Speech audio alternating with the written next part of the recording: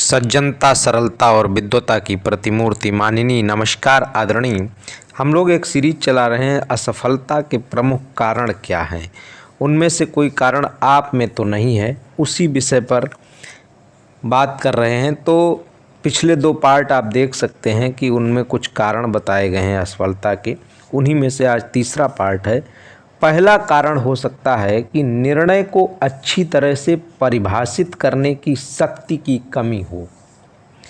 सफल होने वाले लोग निर्णयों पर तुरंत पहुंचते हैं, निर्णय लेने में वो देरी नहीं करते हैं, और अगर बदलते हैं तो उसको बहुत धीरे धीरे बदलते हैं। और असफल लोग जो होते हैं वो निर्णय लेना तो बहुत धीरे धीरे करते हैं, निर्णय लेने में बहुत समय लगाते हैं, और जब उसको बदलना होता है तो बहुत जल्दी जल्दी बदल देते हैं। तो अनिर्णय और टाल मटोल दोनों एक जुड़वा भाई की तरह हैं। जहां एक मिल गया दूसरा भी आमतौर पर वहीं पाया जा सकता है। इससे पहले कि आपके पैरों को बांधकर विफलता के ट्रेडमिल पर चढ़ा दे, इस जोड़ी से आप दूर भाग जाइए, इस जोड़ी को भगा दीजिए। दूसरा, बुनियादी डरों में से एक या एक से अधिक डर आपके मन में हो। बात कि आपको लग रहा हो कि कोई काम प्रभावी रूप से आप कर रहे हैं तो उसमें आपको एक डर महसूस होता हो कि हमको इसमें एक महारत हासिल नहीं है तो हम इसको कैसे करेंगे। आप करना प्रारंभ कीजिए, रास्ते अपने आप बनते चले जाएंगे। तो उस डर से आप बाहर आइए। अति सावधानी, बहुत सोचना, उस व्यक्ति को जो कोई भी जोखिम ही नहीं लेता है। आमतौर पर सभी के चुन लेने के बाद बचा हुआ जो हो वो हमको मिल जाए, बस उसी में हमको संतोष है। अधिक सावधानी भी उतनी ही बुरी है कि जितनी कम सावधानी। दोनों से बचना चाहिए। जीवन तो स्वयं एक जोखिम तत्व से भरा हुआ है। व्यवसाय में सहयोगियों का गलत चयन तो नहीं कर लिया है। व्यापार में विफलता के सबसे सामान्य कारणों में से एक है कि व्यक्तिगत सेवाओं के विपणन में आपने चयन कैसे लोगों का किया है, उसमें बहुत सावधानी बरतना चाहिए। जिस किसी का भी आप चयन कर रहे हैं वो बुद्धिमान हो, सफल हो, स्वप्रेरणादायी हो, किसी का अनुसरण कर रहा हो या जो आप कहें उसका तो अनुसरण करे ही करे।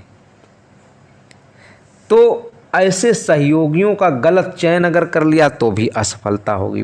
अंधविश्वास या पूर्वाग्रह उसके मन में हो।